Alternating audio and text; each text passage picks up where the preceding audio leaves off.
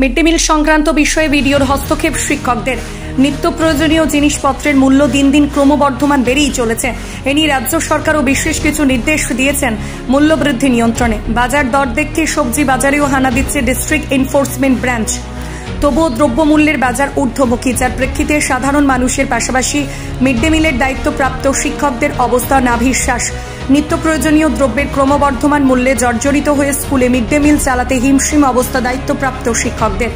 সেই প্রেক্ষিতে খয়রাশাল ব্লক এলাকার বেশ কিছু প্রাথমিক বিদ্যালয়ের শিক্ষকগণ বৃহস্পতিবার খয়রাশাল ব্লক সমষ্টি উন্নয়ন আধিকারিকের শরণাপন্ন হন। মিড ডে মিল চালাতে গিয়ে নিত্য প্রয়োজনীয় দ্রব্যমূল্য বৃদ্ধির ফলে খরচের বহর বেড়েই চলেছে। সেই কথা স্মারকলিপি আকারে ভিডিওর অনুপস্থিতিতে যুগ্ম ভিডিওর হাতে তুলে দেন এবং বিষয়টি দেখার অনুরোধ করেন শিক্ষকদের পক্ষ থেকে।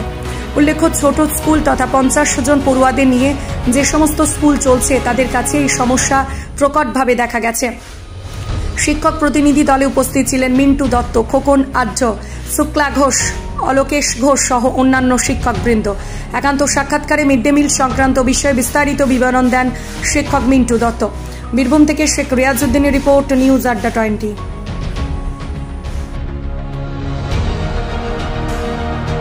আমরা আজকে খরচল চক্রের শিক্ষক শিক্ষিকারা এসেছিলাম আমাদের সমষ্টি উন্নয়ন আধিকারিক স্যারের কাছে, কারণ বর্তমানে আমাদের বিদ্যালয়ে মিড ডে মিল চালানোর ক্ষেত্রে আমরা প্রচণ্ড সমস্যার সম্মুখীন হচ্ছি। বর্তমানে যে হারে বাজার দর বেড়েছে তাতে বেশি দিন এইভাবে রান্না করা সম্ভব হচ্ছে না। বাচ্চাদের মুখে যে আমরা পুষ্টি তুলে দেওয়ার কথা বলেছিলাম, সেখানে আমরা টাকা পাই 5 টাকা 45 আর 100 গ্রাম চাল, তাও 85% টাকা পাই।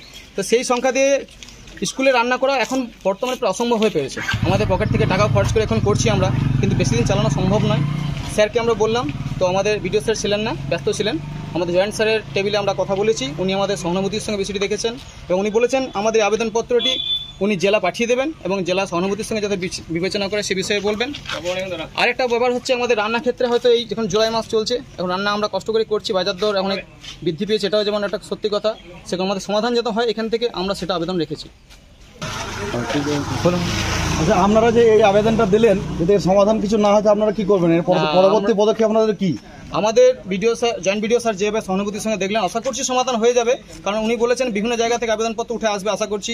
এবং না এলেও আমরা জেলা পর্যন্ত পাঠাচ্ছি, জেলা এবং আমাদের রাজ্য পর্যন্ত বরাদ্দ বৃদ্ধির চেষ্টা চলছে। এবার আগস্ট মাস পর্যন্ত আমরা রান্না করছি। যদি না হয় সেক্ষেত্রে আমাদের হয়তো আমরা বন্ধ করতে চাইছি না, ছেলেদের খাবার বন্ধ হোক, এটা আমরাও চাই না, কিন্তু সঠিকভাবে চালানোর জন্য আশা করি বিডিও স্যার কোনো একটা রাস্তা নিশ্চয়ই বের করবেন আগস্ট মাসের মধ্যে, এরকম একটা আশা করছি। এই আশা নিয়ে আমরা আজ যাচ্ছি, আশা করি সমাধান হবে। আমরা সবাই নিজের জায়গায় চললাম বাড়ি ফিরে। এবারে অঙ্ক